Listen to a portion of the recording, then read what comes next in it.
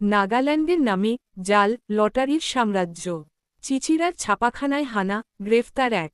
Zamboni থানার বড় সাফল্য, উদ্ধার লক্ষাধিক টাকার জাল টিকিট, ছাপার মেশিন, কম্পিউটার। নাগাল্যান্ডের ডিয়ার গঙ্গা লটারির নাম ভারিয়ে ঝাড়খণ্ড বিহার বঙ্গ জুড়ে চলত লক্ষ লক্ষ টাকার জাল লটারি র্যাকেট। সেই জালিয়াতির মূল শিকড় মিলল ঝাড়গ্রামের চিচিরায়।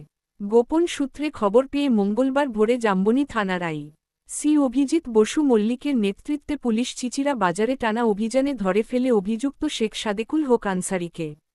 অভিযুক্তের বাড়ি থেকেই উদ্ধার হয় লক্ষাধিক টাকার জাল লটারি টিকিট, আধুনিক লটারি ছাপার মেশিন, কাটিং মেশিন, একাধিক কম্পিউটার ও নগদ অর্থ। পুলিশ সূত্রে জানা গিয়েছে, সাদেকুল নিজের বাড়িতেই এক প্রকার গোপন ছাপাখানা তৈরি করে বহুদিন ধরে জাল লটারি ছাপাত। আসল ডিয়ার লটারির রেজাল্ট কপি করে প্রতিদিন বাজারে ছাড়ত জাল টিকিট। পুলিশ জানিয়েছেন, এই কারবারে বাইরে আরও কয়েকজন যোগ থাকতে পারে।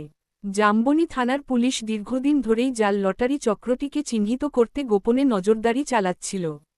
সূত্র যাচাই করে, গত কয়েক সপ্তাহ ধরে একাধিক পর্যবেক্ষণ, তথ্য সংগ্রহ এবং লোকাল ইন্টেলিজেন্সের ভিত্তিতে গোটা চক্রকে টার্গেট করা হয়। অভিযান সফল হওয়ায় স্থানীয় মানুষের মাঝে পুলিশের প্রতি আস্থা আরও বাড়ল। এই প্রসঙ্গে ঝাড়গ্রামের অতিরিক্ত পুলিশ সুপার অপারেশন গুলাম সারোয়ার বলেন, এটি সরাসরি সংগঠিত আর্থিক প্রতারণা। বৈধ লাইসেন্স, কাগজপত্র কোনোটাই নেই।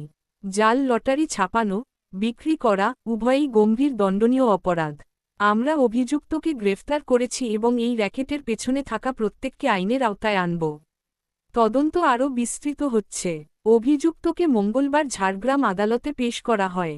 এদিন ঝাড়গ্রাম জেলা আদালতে পেশ করলে মহামান্য বিচারক 4 দিনের পুলিশ হেফাজতের নির্দেশ দেন।